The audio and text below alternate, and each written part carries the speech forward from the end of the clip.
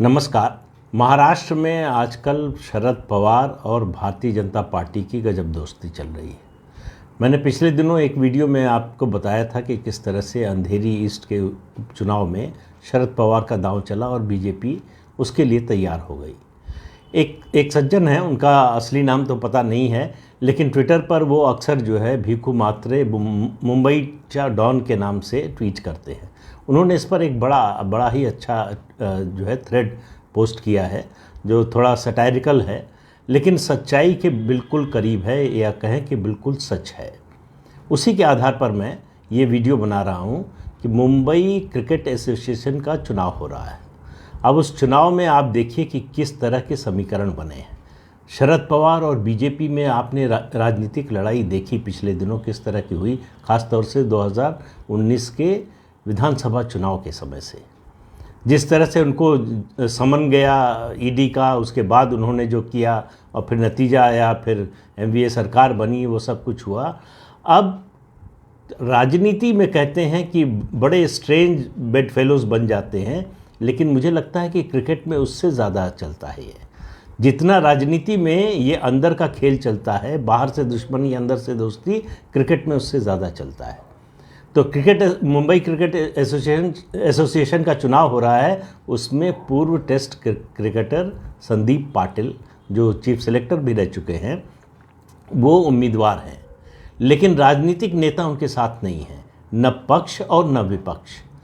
उनके खिलाफ एक उम्मीदवार उतारा गया है जिसका नाम है अमोल काले, जो नागपुर के इंडस्ट्रियलिस्ट हैं, उद्योगपति हैं। और आप देखिए कि उनको पवार कैंप से, पवार के पैनल से उतारा गया है।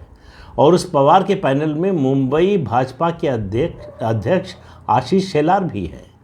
तो ये दोस्ती क्या कहलाती है मुझे पता नहीं, कि राजनीति में, क्रिकेट में तो पवार के पैनल से अमोल काले जो है उम्मीदवार हैं मुंबई क्रिकेट एसोसिएशन के अध्यक्ष पद के चुनाव के लिए। इतने तक ही मामला नहीं रुका, इससे आगे है। ये अमोल काले महाराष्ट्र के डिप्टी सीएम देवेंद्र फडणवीस के बाल सखा हैं, मतलब बचपन के दोस्त हैं। अब कहा यह जा रहा है कि उनका नाम उन्होंने ही सजेस्ट किया, मुझे मालूम नहीं कि उनका नाम उन्होंने सजेस्ट किया या नहीं किया, लेकिन इतना तो सच है कि उन दोनों की बचपन की दोस्ती है। नागपुर के हैं, नागपुर के उद्योगपति हैं, और देवेंद्र फडणवीस से संबंध ना हो, अच्छे संबंध ना हो, ये मानना मुश्किल है। तो ऐसे में बीएमसी का चुनाव आने वाला है, जहां एमवीए और बीजेपी और एकनाथ शिंदे गुट आमने सामने होंगे। बड़ी भीषण लड़ाई होने वाली है राजनीतिक रूप से।